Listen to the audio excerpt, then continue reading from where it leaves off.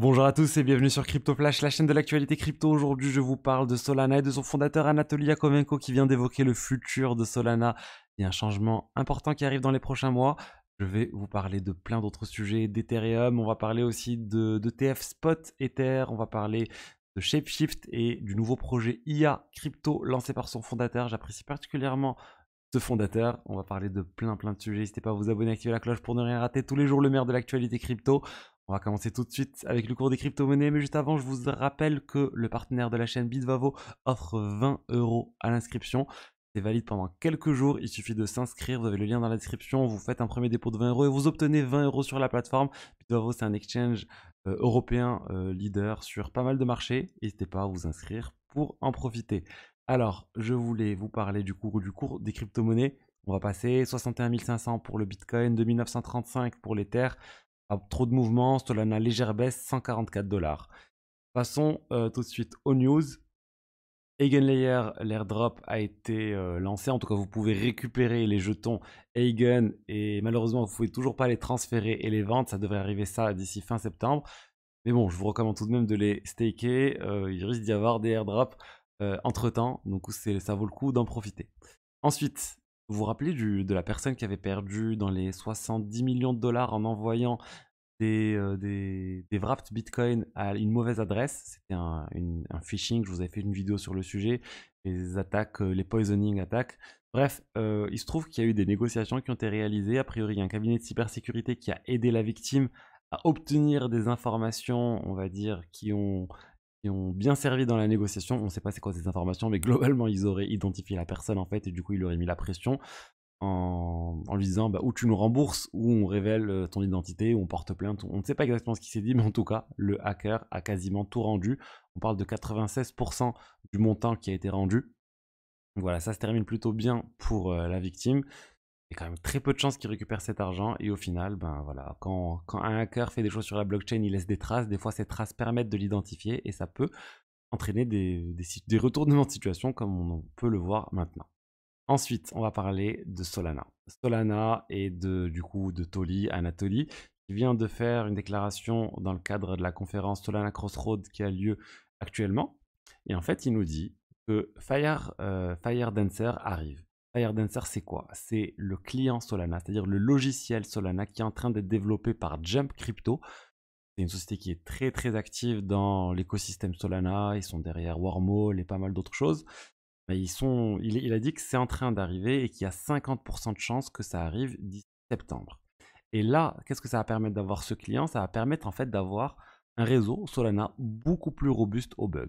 Parce qu'en fait, si jamais ce client est largement déployé, et je pense qu'il le sera largement, par exemple s'il a 30%, 50% de déploiement, ce qui serait très bien, il y aurait du coup deux implémentations largement utilisées du client Solana. Le client qui est développé, on va dire, par Solana Labs ou la fondation Solana, et ce Fire Dancer. Et ça veut dire que s'il y a un bug dans un des clients, dans un des logiciels, et ben les autres logiciels vont continuer de tourner. C'est-à-dire qu'on ne va pas avoir tout le réseau qui va chuter à cause d'un bug. Il suffit qu'il y ait 30-40% du réseau qui continue de tourner pour que les utilisateurs puissent continuer d'envoyer des transactions.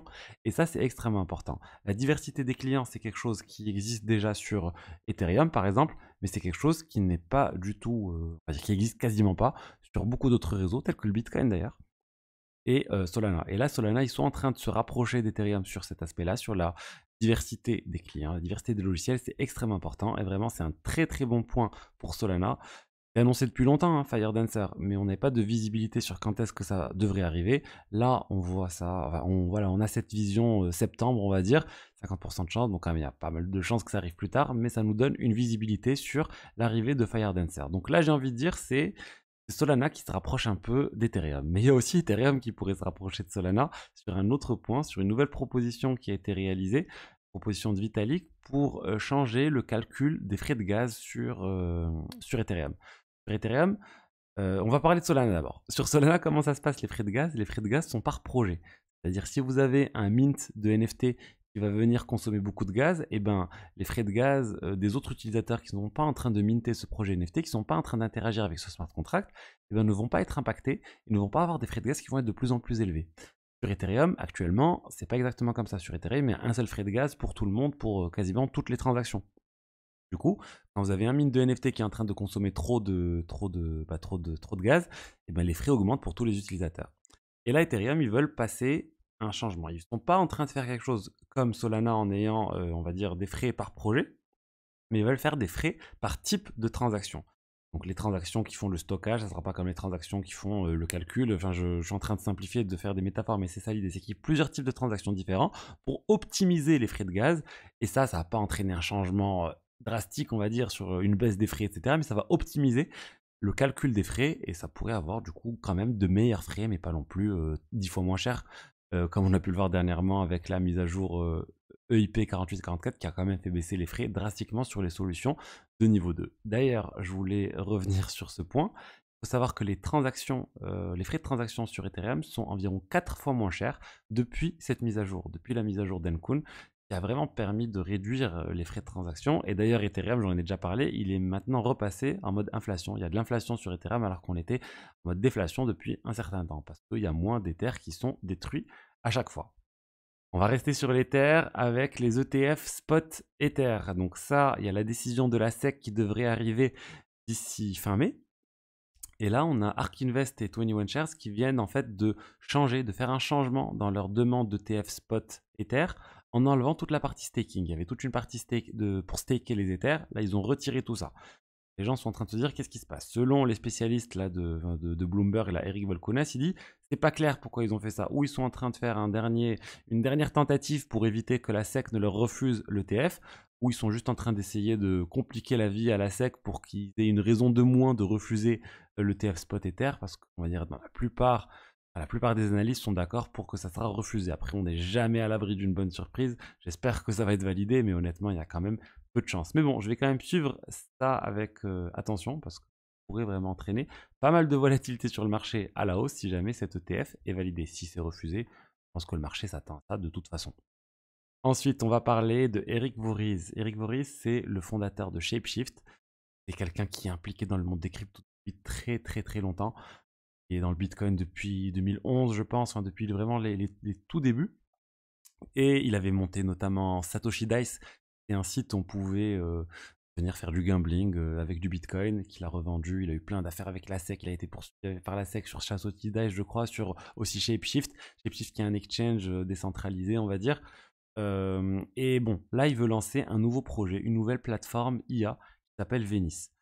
Euh, alors, il dit que c'est pas complètement un projet crypto, c'est un projet qui va interagir avec la crypto. Les paiements se feront en crypto de manière native. Ça va utiliser d'ailleurs la technologie d'IA décentralisée de Morpheus, qui a d'ailleurs son token, hein, le token mort. Ceux qui ont le token mort pourront interagir comme s'ils avaient un compte pro sur Venice.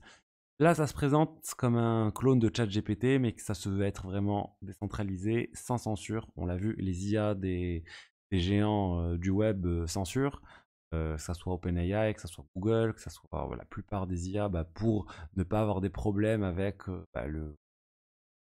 les régulateurs ou autres, ils se mettent plein de barrières. Et l'idée, c'est d'avoir une vraie IA décentralisée, non censurable. Et pour moi, c'est là la puissance de l'IA décentralisée. Alors, est-ce qu'on parle de crypto et d'IA, mais en tout cas, la puissance, et là où ça pourrait vraiment avoir un impact, c'est si on crée quelque chose que personne ne peut censurer, qui ne soit pas biaisé ou qu'il n'y ait pas vraiment de contraintes qui soient mises en place sur l'IA pour qu'on ait vraiment la réalité ou en tout cas ce qui est le plus proche et le moins manipulé par une entité centralisée. Donc voilà, hâte de voir ce que ça va donner Venice. Est-ce qu'il y aura un token plus tard? Peut-être. Pour l'instant, ce qui se rapproche le plus, ça reste le token, je vous l'ai dit, mort de Morpheus. Ensuite, on va parler de prédiction du Bitcoin avec Jack Dorsey, le cofondateur de Twitter, qui vient de faire une interview où on lui pose la question, mais quel serait le prix du Bitcoin en 2030? Jack Dorsey, c'est un maximaliste du Bitcoin. Et il a dit, le prix du Bitcoin d'ici 2030 pourrait aller au-delà d'1 million de dollars. Lui, il pense que ça sera au-delà d'1 million de dollars. Donc encore une prédiction très très bullish sur le Bitcoin. On a vu Katie Wood qui a des prédictions assez similaires en termes de valorisation et en termes d'échéance. Encore une personne qui pense que ça sera ce montant-là. Moi, je pense clairement que c'est possible. 1 million de dollars, à quel horizon? Je ne sais pas. Dans 6 ans, on sera 1 million de dollars.